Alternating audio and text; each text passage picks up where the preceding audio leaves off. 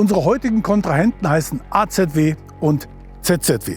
Der gelenkte Drehschemelanhänger mit 2 Achsen für Wechselbrücken und der starre Zentralachsanhänger, ebenfalls 2 Achsen für Wechselbrücken.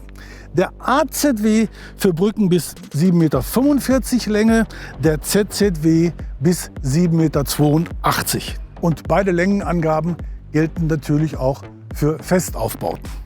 Aber bei Wechselbrücken brauchen eben beide einen stabilen Frontanschlag, weil der ZZW durchaus mal eine Brücke mit 7,45 m schultert und beiden ja irgendwie passieren kann, dass sie mal die mittlerweile als exotische Rarität geltende 7,15 m Wechselbrücke transportieren müssen.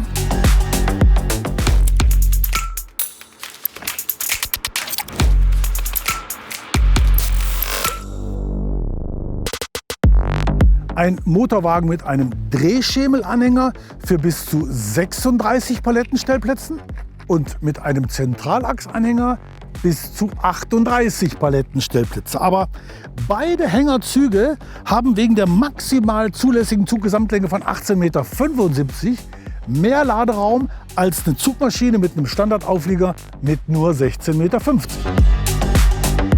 Der Abstand der Aufbauten zueinander ist beim Motorwagen mit Zentralachsanhänger lediglich 760 mm und daraus resultieren entsprechend reduzierte Luftverwirbelungen, ähnlich wie zwischen einer Zugmaschine und einem Standardauflieger, und darum sind da auch die Spritverbräuche vergleichbar.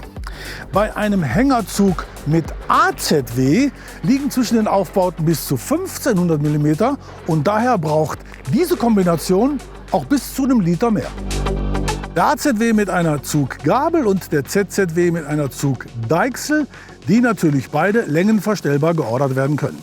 Der ZZW mit seiner festen Zugdeichsel verzichtet auf eine Höhenverstellung. Die Zuggabel beim AZW braucht natürlich diese Höhenverstellung, deren Hebel auch bei verschmutztem Gewinde für ausreichend Wumms sorgen.